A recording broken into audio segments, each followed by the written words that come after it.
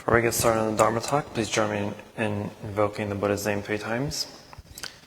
Namo Shakyamuni Buddha. Namo Shakyamuni Buddha. Namo Shakyamuni Buddha. Dear Venerable Abbot, dear Sangha, good afternoon.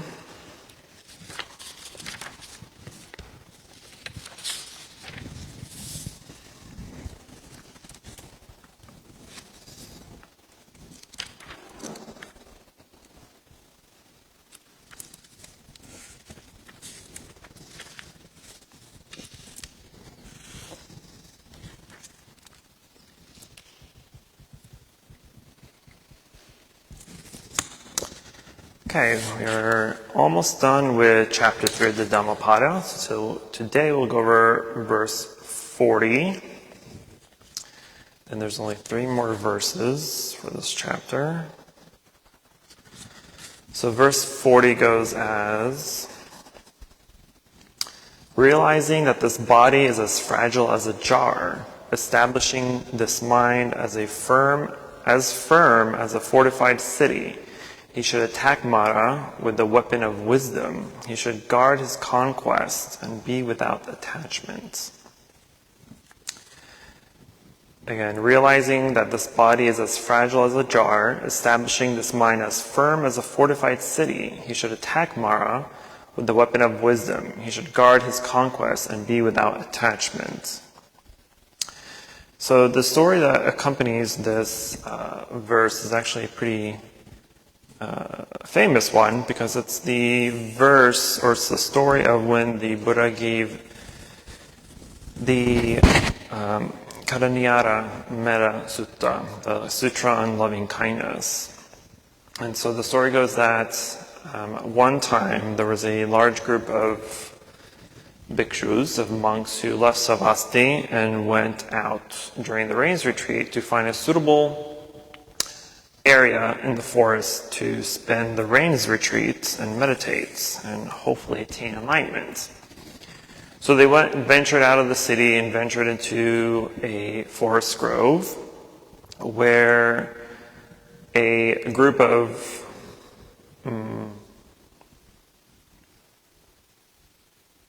tree spirits, I'm trying to find a better word, but guardians or angels or whatever they want to call it. But they're spirits. I'm going to use the word spirits. Some nature spirits were dwelling in the area, and as for respect toward the monks, they kind of descended from the trees in order to allow the monks to meditate in that area. The spirits thought that they would just be there for the night and move on. But a whole fortnight went by and they're like, these guys aren't leaving. So they then started to essentially haunt the monks and make ghostly sounds at night and have apparitions of bodiless, or bodies with no heads or heads with no bodies, and just kind of scare the monks off. Fortunately, they succeeded. And so the monks were like, we just can't take this. It's too much distraction to our meditation. We can't meditate. We can't attain enlightenment if there's just ghostly sounds all night. So they laughed and went back to the Buddha and told the Buddha what had happened. And the Buddha had advised them that they should go back, because the first time they ventured out, they went without a weapon. And this time, he'll send them off with a weapon in order to defend themselves. And this weapon was the weapon of wisdom. And so he gave them the sutra on loving kindness, and the monks were to memorize the sutra and chant it as soon as they got into the outskirts of the forest, and as they walk in toward back where they were before, and they would be chanting the sutra. And so as they got to the outskirts of the forest and started chanting, right, and they got closer to where they were dwelling prior, the tree spirits kind of started to hear the chanting, and started to really listen. And because of the power of the Metta Sutra, right, of the Loving Kindness Sutra, because the Loving Kindness Sutra itself is to help you cultivate loving kindness and compassion for yourself and for all other beings, regardless of who they are, what they're capable of, incapable of, etc., etc. And so as the spirits heard this, and they started to really contemplate on the sutra, they had a realization for themselves, and instead of hunting the monks back out, they instead invited them in and in some way kind of took care of their dwelling area. So that's the story. The stanza that the monks were chanting as they walked in is just the first quarter of the Metta Sutra, and it's a very short sutra in general. So I'll read the whole sutra. But the line specifically that they're chanting, the stanzas that they were chanting goes, "By one who is skilled in goodness and who knows the path of peace, let them be able and upright, straightforward and gentle in speech, humble and not conceited, contented and easily satisfied, unburdened with duties and frugal in their ways." So that was the stanza, the gatha that the monks were chanting. The rest of the sutra goes, "Peaceful and calm and wise and skillful, not proud or demanding in nature. Let them not do the slightest thing that the wise would later reprove. Wishing in gladness and in safety, may all beings be at ease, whatever living beings there may be, whether they are weak or strong, omitting none, the great or the mighty, medium, short or small, the seen and the unseen, those living near and far away, those born and to be born, may all beings be at ease. Let none deceive another or despise any being in any state. Let none through anger or ill will wish harm upon another. Even as a mother protects with her life her child, her only child, cherish all living beings. Radiating kindness over the entire world, spreading upward to the skies and downward to the depths, onward, outward and unbounded. Freed from hatred and ill will, whether standing or walking, seated or laying down. Free from drowsiness, one should sustain this recollection. This is said to be the sublime abiding, by not holding to fixed views. The pure-hearted one, having clarity of vision, being freed from all sense desires, is not born again into this world." So that's the Metta Sutra. Very short and very sweet, and often memorized and chanted during daily services, usually. So again, this whole chapter as a whole, is about more or less about meditation, more specifically about vipassana meditation, contemplation meditation. Because the contemplation piece of meditation is specifically related to the four foundations of mindfulness, satipatthana. And these four foundations of mindfulness give us the keys to unlock this wisdom that lies within us, that allows us to become enlightened. And so the Buddha constantly, throughout this chapter and throughout many other chapters, he's refreshing the disciples' minds and reminding them that with wisdom as your weapon to fight off evil and unwholesomeness, that is the only way to defeat Mara. And Mara in this case, or in Buddhism in general, is this devilish being that we want to give form to. But Mara has no form. Mara is simply the defilements of our mind, specifically the three poisons of ignorance, greed, and anger. By ridding Mara, by ridding these poisons, we purify our minds and allows enlightenment to come much more easily. And so throughout the Dhammapada as a whole, we're constantly being reminded that diligence in our practice is going to be necessary. Diligence in actually applying what we study and hear and learn and practice and apply it versus just knowing it superficially. Because another aspect of this verse specifically, because he also mentions that, with the weapon of wisdom, we fight off or attack Mara. So we have to, this tells us that our mind is like a citadel. Our mind's like the city, right? And just like every other city or country or whatever, there's military support, okay? You're the military of your own mind. So you have to defend off the invaders. And invaders in this case are the Mara and everything else that is Mara. So all the defilements that come to us, all the likes and dislikes and all the sufferings that come to us, we have to use our power of wisdom, our virtue, in order to fight these Maras off. And then once we are able to guard this city of ours, this mind, and defend this conquest of our path, and then we would be without attachment.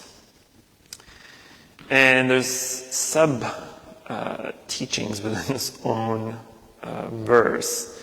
And one of the things that was brought up yesterday during our meditation retreat was the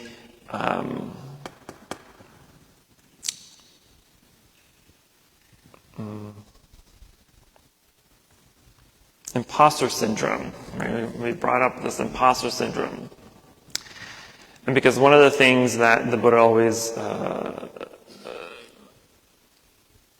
repeats is there's a lot of times when we may be on the path, and when we attain something, right, whether it's a small attainment or a small realization, then people may often be like, okay, I attained something. I'm like 0.00001 enlightened, and that's enough for me, right? They don't want to continue on. They are satisfied with that small realization, the small attainment, and they're good. They're good to go, right? They don't have the motivation to continue on. Whereas a wise person, if they attain that small same attainment, that's not good enough for them either, and they want to continue on until full enlightenment, right? The another aspect of this attachment is the attachment to our self-image, right, as a seeker of enlightenment. Because we may outwardly look very Buddhist-y and very calm and very serene. We act like we know a lot, we act like we do a lot, but in reality, you don't know or do anything, right? You're creating this false image externally to kind of boast yourself that you're the spiritual person, that you're on the spiritual journey, that you want to attain all these, you want to learn all these, you teach and you take and you give and blah, blah, blah, blah. But really, an ant probably knows more than you, right? And so we have an attachment to this kind of image, right? And so we're kind of faking it till you make it. That may work in corporate life, but it doesn't work in spiritual life. You can't fake it till you make it. You have to know it to make it. You have to do it to make it. You have to attain it to make it. You can't just say you know things, right? Because we have to understand that knowledge is not the same as wisdom. Knowledge is something very superficial, something that you simply just learn and read out of a book. So you're reading information, you know a lot of information, you comprehend a lot of information. That's just book smart. That's just knowledge. There's no wisdom behind that. Wisdom is when you truly are able to penetrate a teaching or a sutra or whatever it may be, and contemplating it, when we are able to analyze and dissect the teachings or the topic of our meditation so intensely at a micro level that you have a true attainment, you have a true realization. Because we can learn something, we can read something and be like, oh yeah, that makes sense. But that doesn't mean anything. Making sense doesn't mean you've realized anything. That's not wisdom, that's simply just knowledge that two pieces made a connection.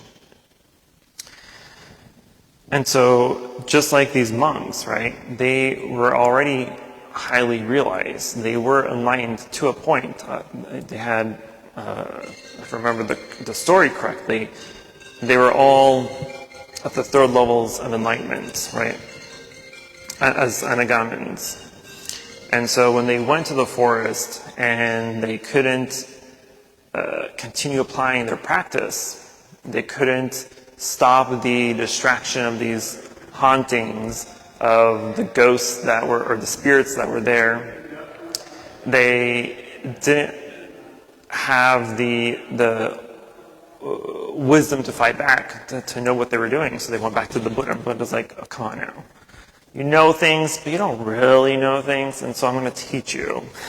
And so he gave the Metta Sutta, and then when they went back to the forest and continued to meditate for the remaining of the rain's retreat, they did attain enlightenment, full enlightenment, arhatship. And so there is power, clearly there's power in wisdom, in true practice.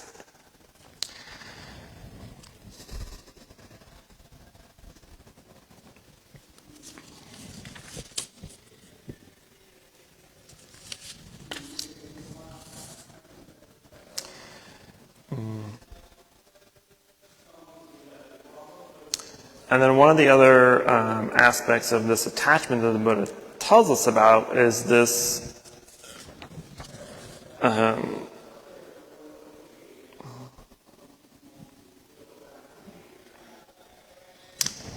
again, goes back to the image of self, of ourselves, and what we think we are, think we do, and boasting that false sense of, this is who I am, right? To a point where you become a pretty good actor, right? You're like, yeah, I go to temple, or I go to church, I read a lot, I know a lot, right? I do this, I do that, I meditate for 2 hours, and your mind charge only means like 20 minutes, right? And so you're giving this information out, and you're making others believe of what you're saying, right? And then those people tell other people, and so you're creating this like really big costume drama in life, because you're basically wearing a costume when you're making things up, when you're identifying things that you claim to have attained when you really haven't, right? And this is also one of the rules that, one of the reasons why the Buddha, with the Sangha at the time, made this rule as one of the 4 cardinal rules for monastics, is to abstain from claiming that you've attained something that you have not attained. If I were to claim I've attained something that I have not attained, I would be kicked out of the monastic life. I would be defrocked and no longer be able to become a monk again. Right? It's one of there's only 4 precepts out of the 250 that I have. 4 of them are big sins. I break any 4 of them, I'm out. I'm done. Hopefully, well, not hopefully, I know I won't have to worry about breaking any of them. But this is one of the reasons why the Buddha made this precept. Because there was a lot of times back in the day where monks were very knowledgeable, right? They were very aware of the Buddha's teachings. They're able to memorize very well. But just like Ananda had this photographic memory as well. Ananda was able to remember every single Dharma talk that the Buddha gave, and he was able to recite it from memory. Even though he knew every single Dharma talk that the Buddha gave, he himself was not enlightened. He knew every single word that the Buddha taught. He was not yet enlightened. Why? Because he simply just knew the information, but he didn't penetrate the information. Right? He just knew it at a knowledge level, but not at a wisdom level. And so, at the time, there were monks that would go out who also were very knowledgeable in the Dharma, who were also very well versed in memorizing the sutras and the different stanzas at the time. And they would go out claiming that they were enlightened, claiming that they were arhats, when they really weren't. They believed they were, right? Because they may have attained a certain level of enlightenment, right? One of the three prior to arhatship. But they didn't attain it fully. And so they'd go out, right? And they would, because according to mythology of Buddhism, when you're enlightened, even at a first level, you have some sort of like supernatural powers that happen, right? You're able to read minds or be at multiple places at the same time, and et cetera, et cetera. And so even at a low level of enlightenment, they were able to do some of these parlor tricks, right? To convince people that they were enlightened. And so they would, when they do that, people would be like, "Oh my God, you're enlightened. You're highly respectable." Blah blah blah. And they would give them these really big fancy offerings, and they would use that like, "Ooh, I get a lot if I show a lot," right? But they were giving false information and being rewarded for it, right? So that happened quite some time. It even happened to one of the Buddha's main disciples. I don't know if it's Shariputra or somebody else, but one of the Buddha's 10 main disciples had done that. And when he heard about it and kind of admonished that disciple, then the precept was made, specifically because of that situation. But it just goes back to remind us that even if you believe you know a lot, you really don't know enough. You don't know it all. And this was also a topic in our retreat yesterday, right? That even if you come to temple, if you come to, the Sunday services and meditation classes, the one-on-one classes, you may hear information you already know. You may hear teachings you already know. But that doesn't mean that you've penetrated those teachings. You know it superficially. But if you knew it, if you had attained something from it, if you had a realization of it, then you wouldn't be coming back, right? If you came back, that means you still don't know enough. You still don't know it all. Otherwise, you'd be living out in a cave somewhere, enjoying your enlightenment. Because you're not, you come back, and you come back, and you come back. So that means that you don't know everything, that you don't understand everything, that you have not comprehended everything. And so you come back to learn more. And then I even mentioned yesterday, I was like, well, you are saying that you're not hearing anything new, but have you learned something new? Yes. Okay, then why are you complaining? And this goes back to the reason why we have thousands of sutras, right? There's over 10,000 sutras in the Sutta Pitaka and the Tripitaka, 3 baskets. And there are so many because the Buddha was such a great teacher, right? And we've said this many times, that he would teach according to the audience, according to the understanding and knowledge of the audience. And so if he was visiting a big city where there's a palace and he was visiting like the kings and the ministers and the people, right? These are people who are highly educated, highly knowledgeable in different affairs and topics and whatever. So he would teach them at that high level of understanding. But if he would go into the smaller city and people who are maybe a little bit educated, maybe a little bit knowledgeable, whatever maybe, he would teach them at that level. But if he would go to a poor village where people were uneducated, that were illiterate or had no education at all, he would teach them at that level what they can understand. But at every single instance, it was always the same topic. He just taught it in a different way according to people's understanding. And so you may find 10 sutras all on the same topic, but all said differently, all explained differently. So that's why we have tens of thousands of sutras. Enough, too many for anyone to be able to go through them and understand them in one lifetime.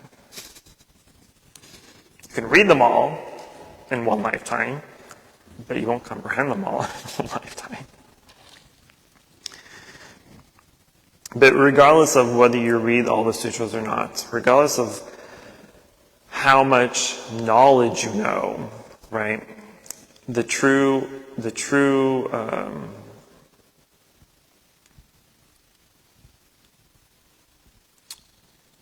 the true way of attainment or of enlightenment is to use the weapon of wisdom.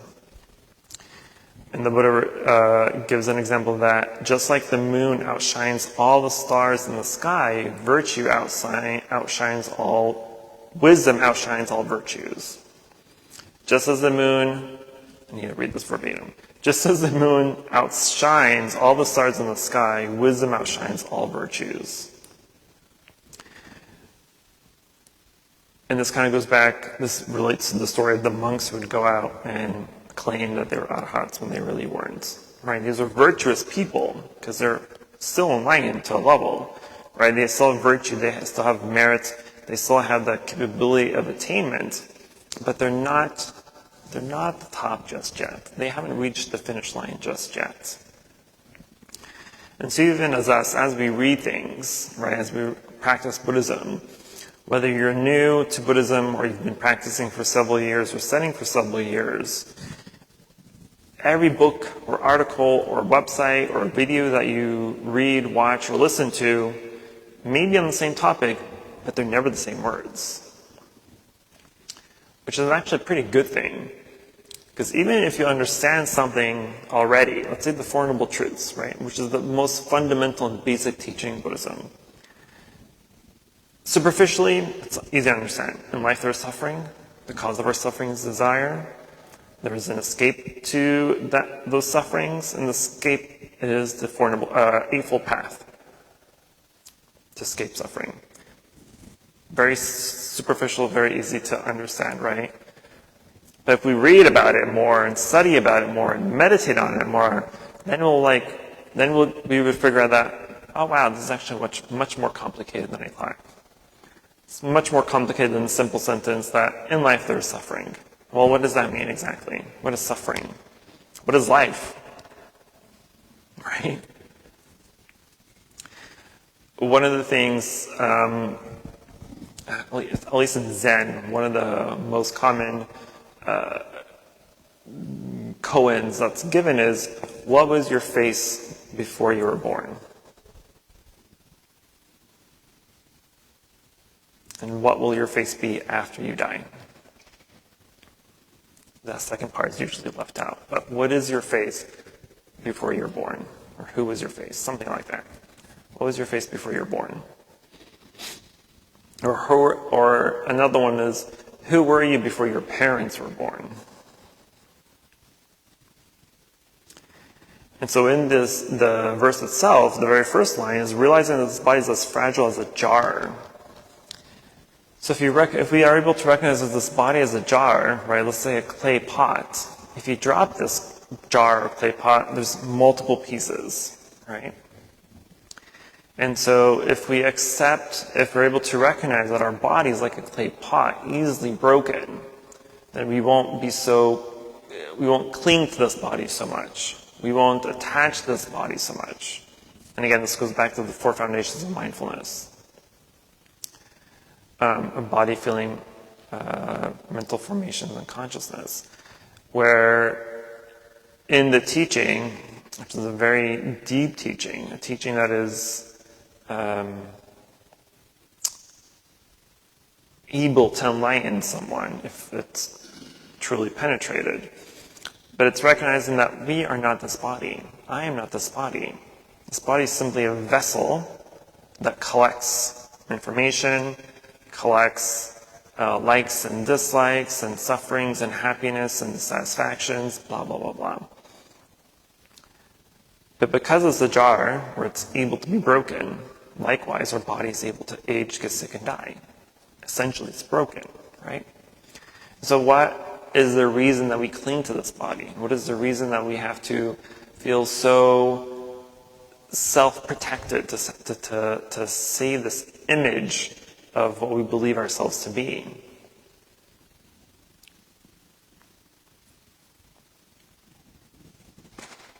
I swear I thought I only spoke for like 6 minutes. It's been already 30 minutes. Time flies when you're having fun, right? Supposedly. Okay, I'm gonna stop there. Otherwise I'm gonna go into deeper topics, and we don't have time for that. Or we don't really have time for that. But I would highly recommend that everyone read the Metta Sutra, meditate on it, because it's something that is highly effective for anybody, but especially for those that are maybe struggling with either liking themselves or loving themselves and loving others, people that struggle with anger or any negative or unwholesome feeling or emotion. The Loving Kindness Sutra helps us recognize that we are not truly alone, right? We think because we have this name, form, and body that we are by ourselves, right? I'm Quang, I'm a monk. I'm me. Alex is him. Leon is him. Christopher is him. Max is him. Christina is her, right? We're all just little one person, being. We think that we're independent. And so we feel like we need to protect ourselves because we have this independence. But are you really truly independent? You may be an adult, you may have a career, you may be in school, you may take care of yourself, you may be able to take care of your family. But none of those are independent causes or conditions. Why? Think about it. Why do you think you're independent? What are some other examples that make you say, I'm independent? Actual question. Besides having a family, or taking care of your family, or taking care of yourself, going to work, having a job, going to school, what other things do you believe makes you independent?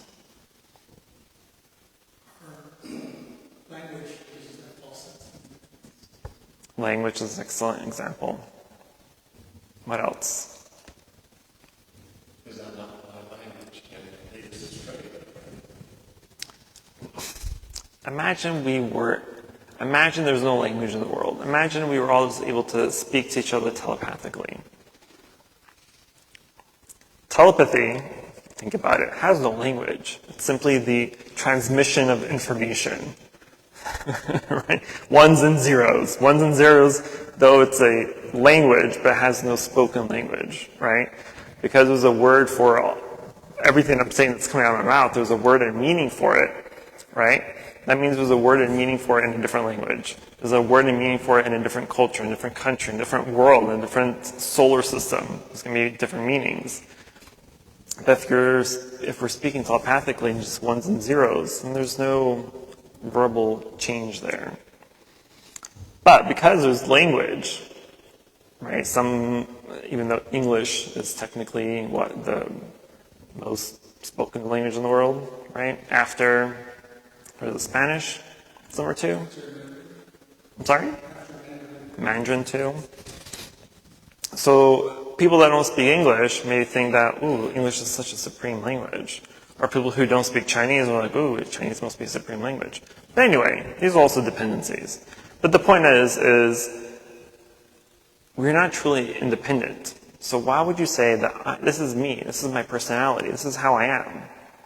When really, it's conditioned because of society, of your environment, of other causes and conditions, right? You're able to come to temple, for example, because you came in a vehicle. Did the vehicle just magically appear at your house to bring you here? No. They needed a factory, you needed workers, they needed supplies, they needed money, you needed time. But even those workers have causes and conditions. Those workers needed parents as well. Those parents needed parents, and the list goes on and on and on. It's infinite lists. All the little supplies, all the little nuts and bolts in the car were created by other machines, and machines that created other machines, and the list goes on and on and on.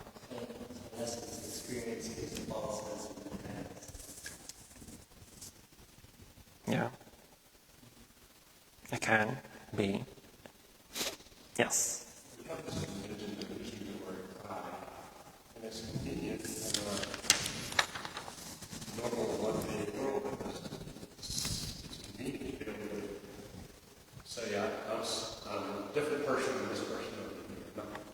different. There's different objects.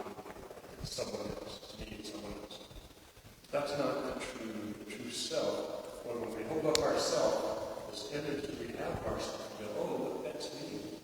That's really the same thing we're doing with other. We're painting the other, we're painting ourselves, and it's all false, right? Right.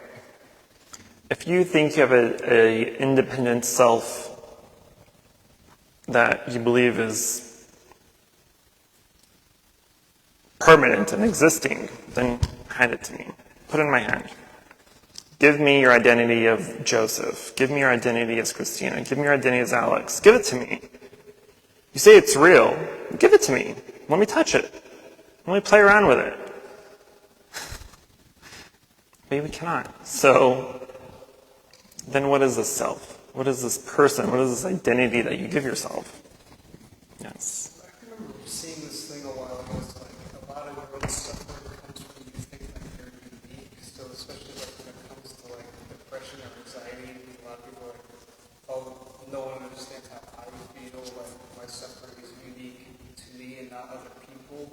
But in thinking that you are unique, that's kind of what causes that. Because everyone feels the same emotions every day. There's like millions of other people that feel the same way you do, but because you think you're different from them, it makes it harder on yourself. Yeah.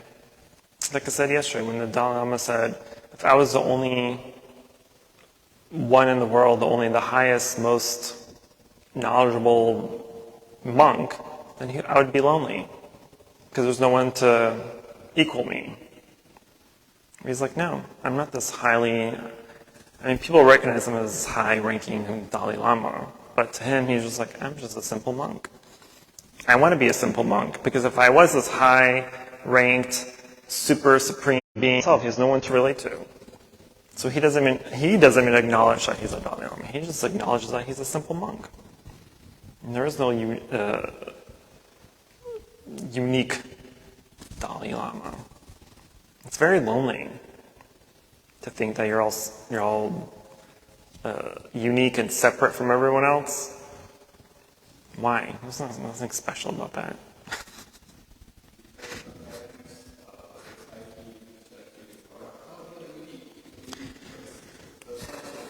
Right. There's nothing unique in the world anymore. Experience itself creates an identity. So if you live in a society that's tied with rules, which you're going to abide by those rules, and eventually you're creating some kind of image of yourself. No matter how you look at it, with a sentient mind, you're going to think you're going to come up with the image of yourself. The deconstruction of the self is a completely different thing. To realize there's no self, to have that realization is a long task. You know what I mean? To actually have that experience is a long task. It's not just yourself. You can know it conceptually, learning, but you can't to experience it yourself. You know what I mean? The moment you're born and given a name, yourself is created. I want a social experiment to happen where a child is born and just left by itself. I mean, not by itself, at least until they're old enough to take care of themselves to a degree. But just to see, compared to someone who's not lived in society and not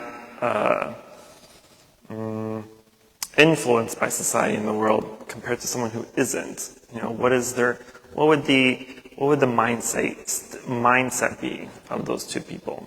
This is a kind of compare and contrast. I think that would be interesting.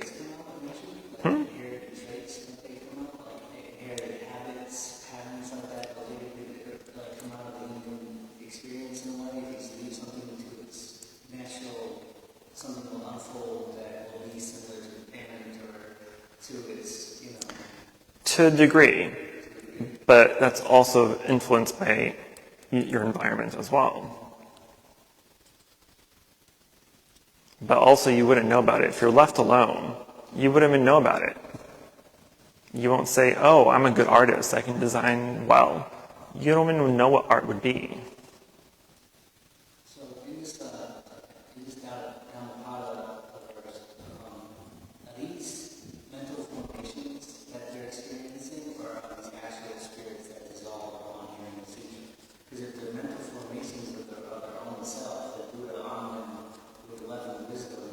to contemplate and to resolve the delusions. But if they're actual spirits that resolve, that means that they were souls or some particular, something pertaining to a soul that need to hear something to dissolve. So is it both, or is it just their mental formations of the actual individuals? Probably both, but I wouldn't say these spirits dissolved. Because they didn't dissolve, they didn't go anywhere. They just listened to the sutra and be like, and recognize that their actions of haunting were incorrect. So they just bettered themselves. They didn't disappear. They weren't killed by kindness, in a sense. So we're getting into some metaphor here. So we're using words that might not have a literal meaning, but when you hear them and concentrate on them, you do have them. Right. And then the other thing that occurred to me is that words are abstractions that point to something else. There's no enlightenment in the words themselves. Right.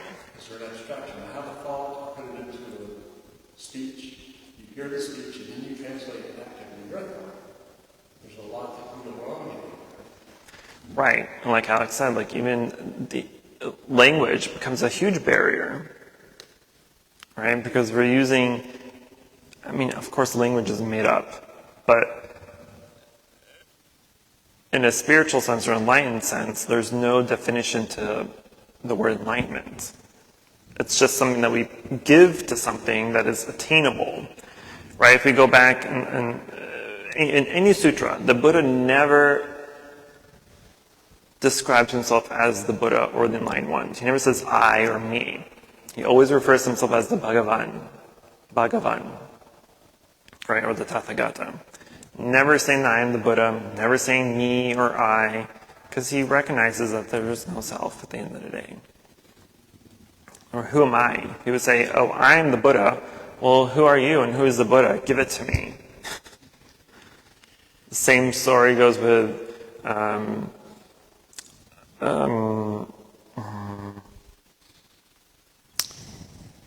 it's either Bodhidharma or some other patriarch, Zen patriarch, where he had a student that said, I can't calm my mind. He was asking the teacher, he was asking Venerable, I can't calm my mind. He was like, well, give me your mind, I'll calm it for you. At that point, he became enlightened because he recognized there was nothing to give. There's no mind to calm. There's no me to calm. I'm sorry? Materialism, yes. When we take something that's spiritual, we manufacture it into some physical thing. Right. And we separate from everything else. I mean, same thing with the statues. Statues themselves have no intrinsic value, no intrinsic essence or importance, right? This is not the Buddha. This is fibroplastic, right? But there's a statue to symbolize the meaning, the characteristics of what the Buddha is, and how the Buddha responds and reacts in life. And so when we see the statue of a Buddha, we're not supposed to be worshiping it or praising it. We're simply trying to recognize and be mindful of the qualities of the Buddha so that we can develop and inherit those same qualities as well. Right? The statues are just tools. The words we give to things are tools. Eventually, your toolbox will no longer be needed. You would have built what you needed to build, and you can put the toolbox away. Likewise, you can put all the statues away, you can put language away, you can put practice away. Okay, I've talked too much. Any other quick questions, concerns, emotional outbursts?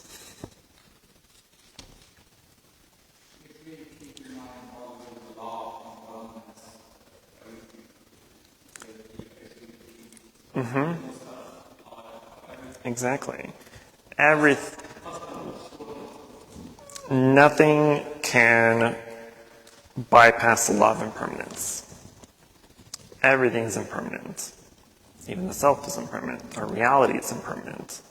And so if we're able to penetrate that deeply and correctly, then everything will dissolve. Everything will just magically disappear. Sort of. Yes, Maxwell.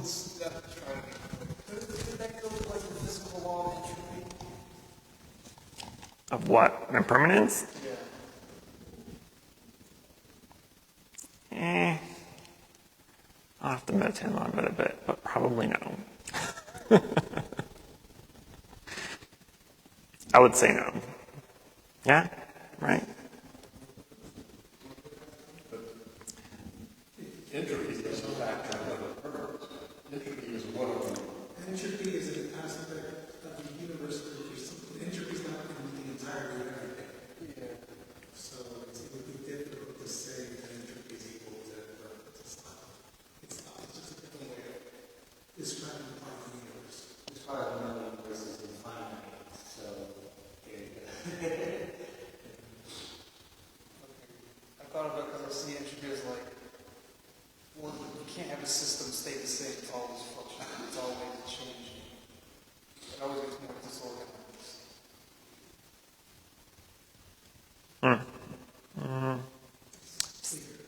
Impermanence is clear.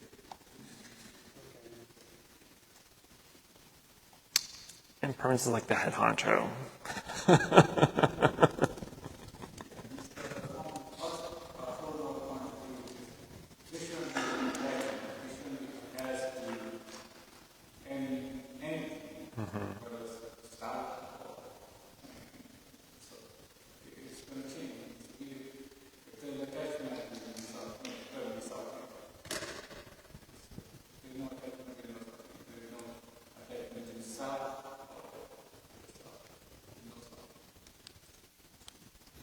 If you ever find yourself having to defend yourself, just know that yourself is very egotistical.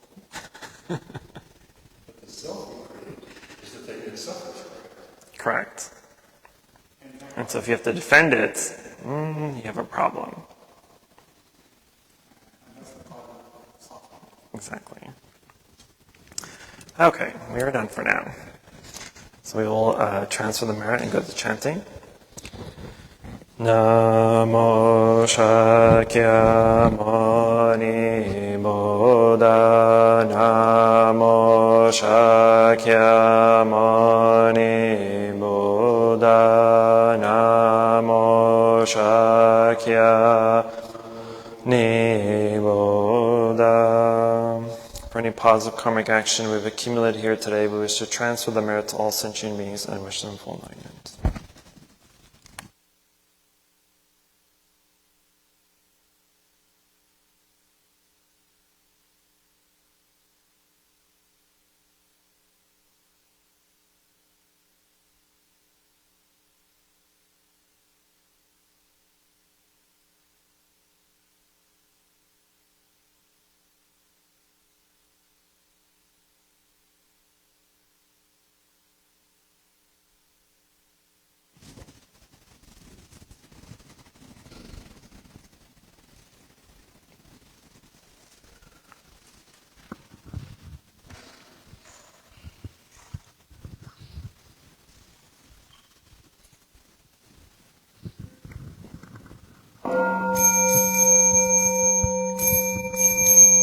Inviting the bell.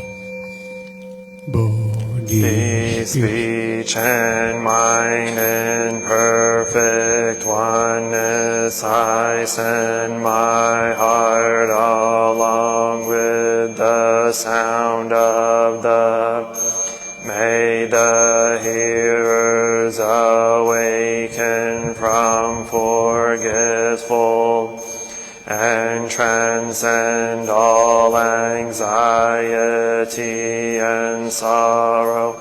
Listen, listen, this wonderful brings me back to my true home.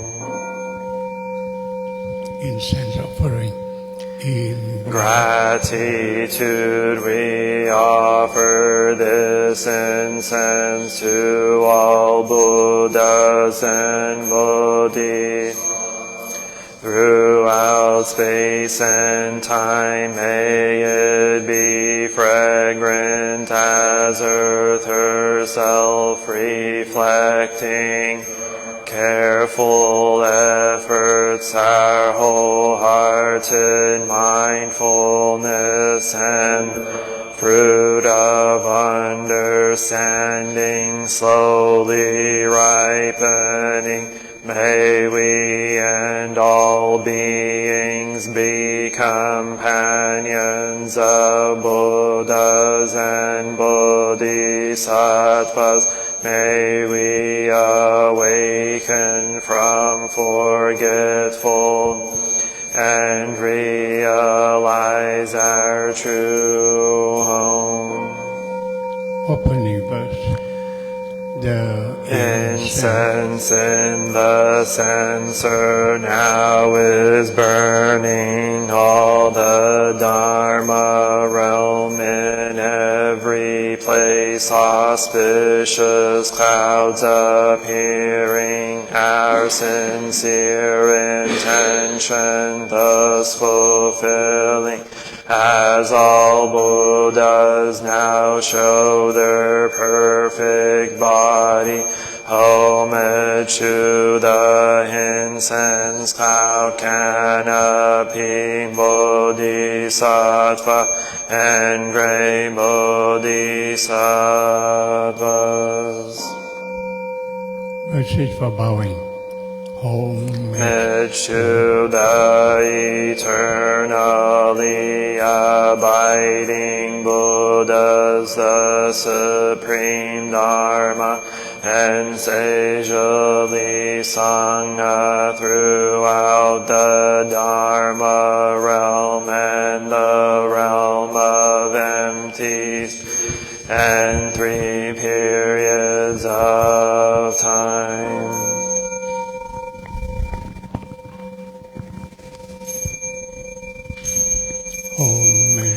To the fundamental teacher Shakyamuni Buddha, Maitreya, honored future Buddha, Manjushri, great wisdom Bodhisattva, universal great conduct Bodhisattva, all Dharma guarding Deva Bodhisattvas, and the glorious mountain assembly of Buddhas and Bodhisattvas.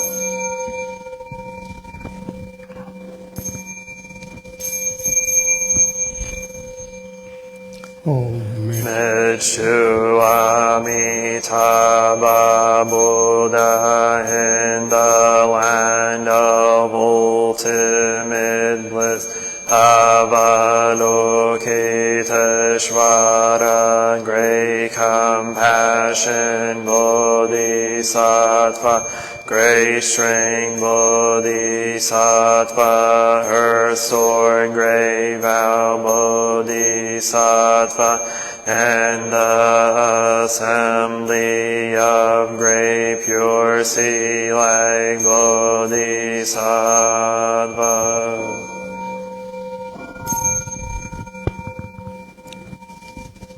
Please sit down.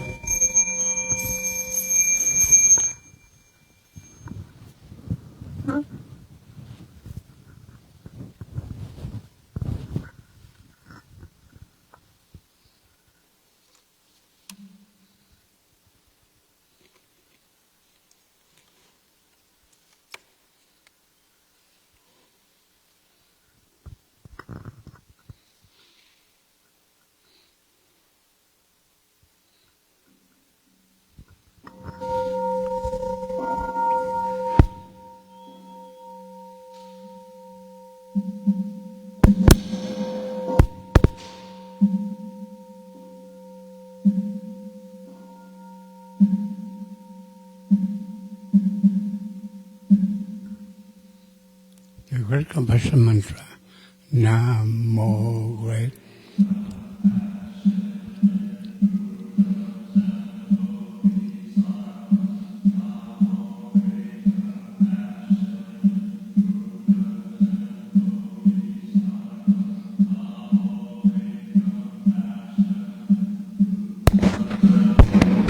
Sattvas.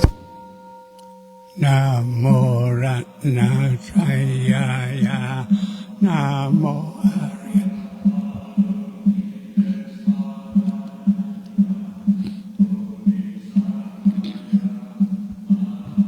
Advaya Mahakarunikaya Om Sarvaravaya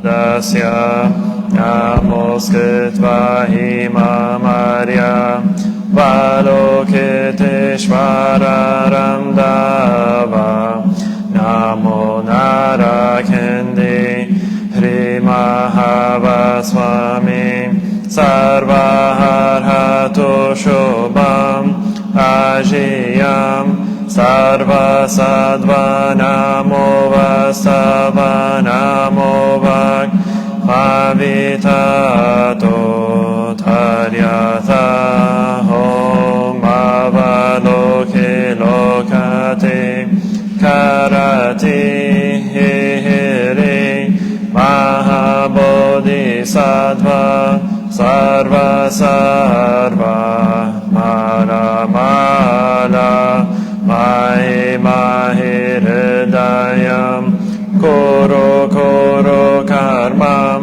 Doro Doro Vijati Mahavijati Dara Dara Dirini Shvaraya Chala Chala Mama Vimala Ehi Ehi Shina Shina Asham Prashari Vishva Vishva Prashaya Holo Holo Mara Holo Holo Hri Sara Sara Siri Siri Soro Soro Bodhya Bodhya Bodhaya Bodhaya Maitreya Narakendi Rishanina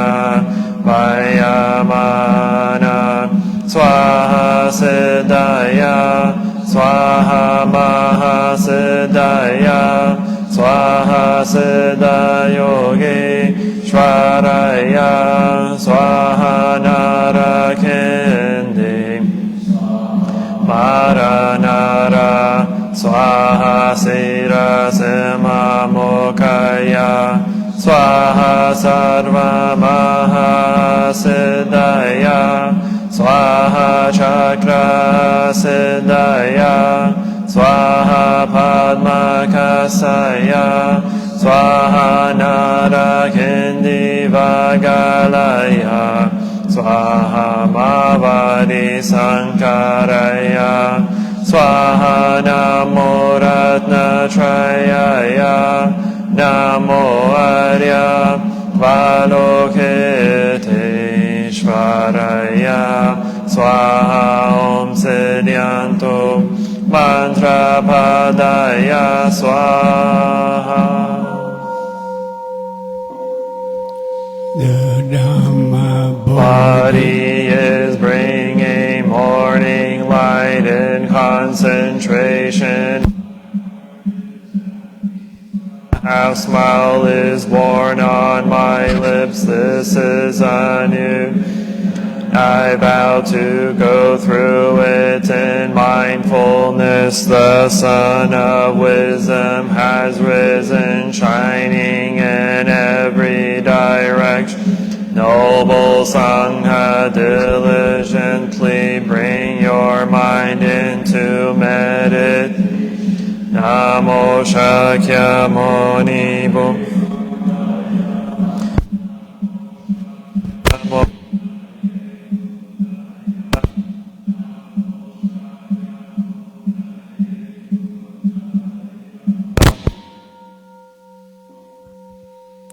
Proceed for opening a sutra.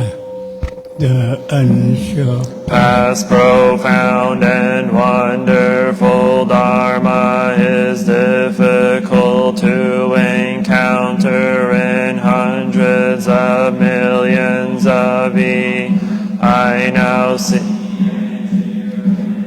receive and uphold it, and I vow to fathom the Tathagat true meaning. Namo Shakyamuni Buddha, Namo Shakyamuni Buddha, Namo Shakyamuni Buddha.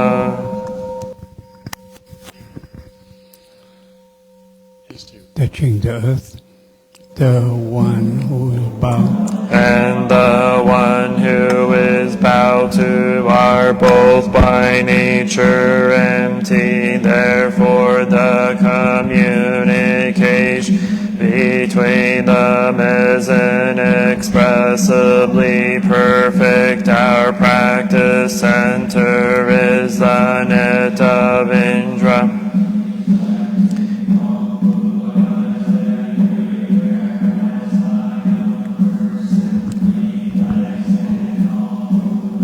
To whom with my whole life I go for refuge. offering Light in the 10 directions, the Buddha, the Dharma, and the Sangha, to whom we bow in gratitude. teaching And living the way of awareness in the very midst of suffering, confusion, Shakyamuni, wakened one to whom we bow in gratitude.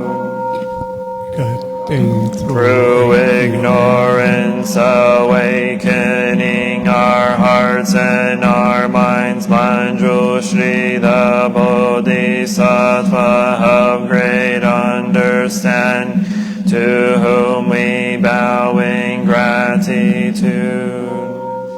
working Mindfully working joyfully for the sake of all beings, Samanta Bhadra, of great action, to whom we bow in gratitude. responding To suffering beings in countless ways, Avalokiteshvara, the Bodhisattva of great compassion, whom we bow in gratitude. seed of our Awakening and loving kindness in children, sprouts in all beings, Maitreya, the Buddha, to be born, to whom we bow in gratitude. showing The way fearlessly and compassionately, the stream of all our ancestral teachers, to whom we the Dhamma is deep and lovely. We now have a chance to see it and practice it. We vow to realize its true meaning. of the Paramita, the Bodhisattva Avalokita, while moving in the discourse of Prajna Paramita, shed light on the 5 skandhas and found them equally empty. After this penetration, he overcame ill-being, listened, Shadi. Form is emptiness, emptiness is form, form is not other than emptiness, emptiness is not other than form. The same is true with feelings, perception, mental formations, and consciousness. Listen, Shariputra, all dharmas are marked with emptiness. They are neither produced nor destroyed, neither defiled nor immaculate. neither increasing nor decreasing. Therefore in emptiness there is neither form nor feelings, no perception, nor mental formations, nor consciousness, no eye or ear or nose or tongue or body or mind, no form, no sound, no smell, no taste, no touch, mind, no realms of elements, no interdependent origins, and no extinction of them, no ill-being, no cause of ill-being, no end of ill-being, and no path, no understanding, no attainment, because there is no attainment. The Bodhisattva's ground in Prajnaparamita, obstacles for their minds, having no obstacles, they overcome fear, liberating themselves forever from illusion and realizing perfect nirvana. All Buddhas in the past, present, and future arrive at Anuttara Samyak Sambuddhi. Therefore one should, the perfect understanding is the highest mantra, the destroyer of ill-being, the incorruptible true paramita should therefore be Gate gate para samgate bodhi swaha gate para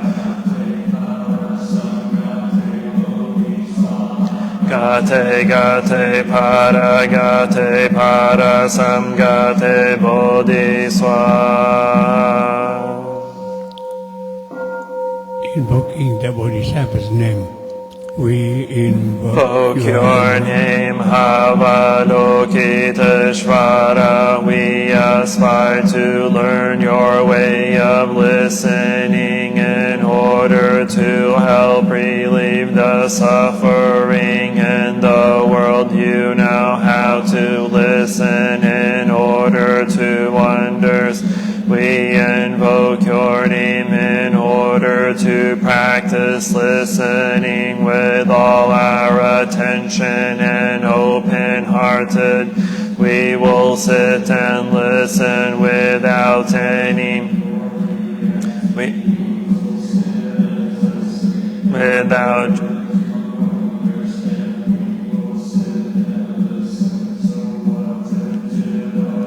that we will be able to hear what the other person is saying and also what is being left unsaid. We know that just by listening deeply we already alleviate a great deal of pain and suffering in the other person. We invoke your name, Manjushri. We aspire to learn to be still and to look deeply into the heart of things and into the hearts of people. We will look with all our attention and open-hearted. We will look with unprejudiced eyes. We will look without judging or react. We will look deeply so that we will be able to understand the roots of suffering through the impermanent nature of all that is. We will look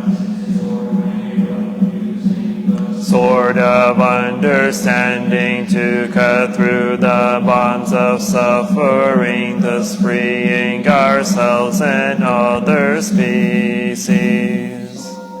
We invoke your name, Samanta Bhadra. We aspire to wait with the eyes and heart of compassion to bring joy to one person in the morning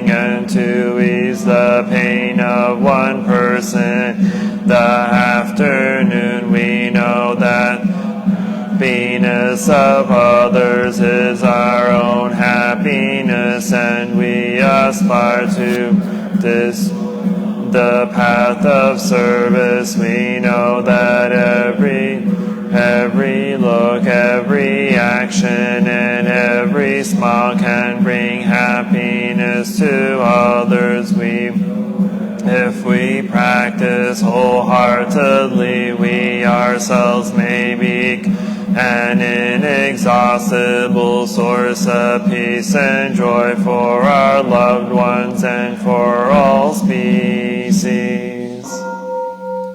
We Invoke your name, Shiti Garbha. We aspire to being present where there is darkness, suffering, oppression, and despair, so we can bring light, hope, relief, and liberation to those places. We are determined not to doubt or abandon those in desperate situations. We will do our best. Contact with those who cannot find a way out of their suffering. Those equality and human rights are not being heard. In many places on earth, and our best to more hells on earth and to help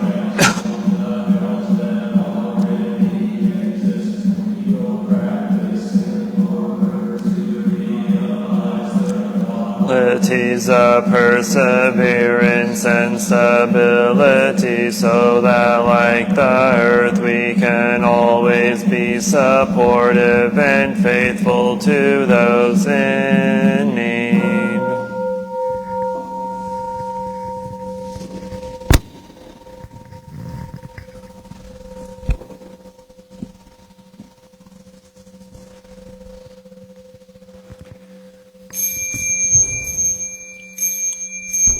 we refuse. I take refuge in the Buddha, the one who shows me the way in this. I take refuge in the Dharma, the way of understanding and of love. I take refuge in the Sangha, the community that lives in harmony and awareness.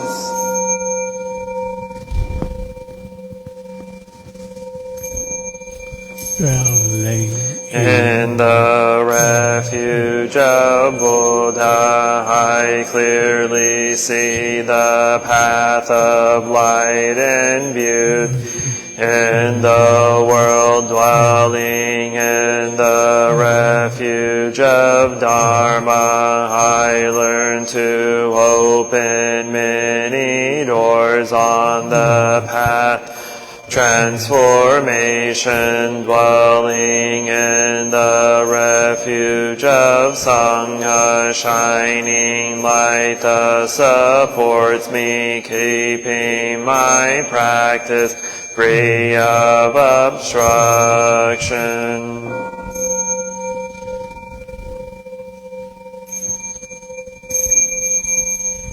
taking Refuge in the Buddha, in myself I aspire to help all people recognize their awakened nature, realizing the mind of love, taking refuge in the Dharma. In myself I aspire to help all people fully master the ways of practice and walk together on the path of liberation, taking refuge in the Sangha.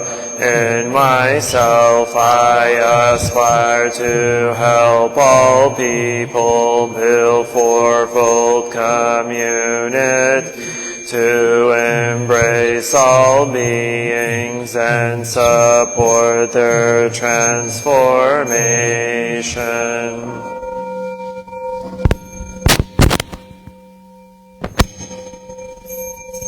Sharing the merit, reciting the sutras, practicing the way of awareness gives rise to benefits without limits. We vow to share the fruits with all beings. We vow to offer tribute to parents, teachers, and numerous beings who give guidance and support along the path.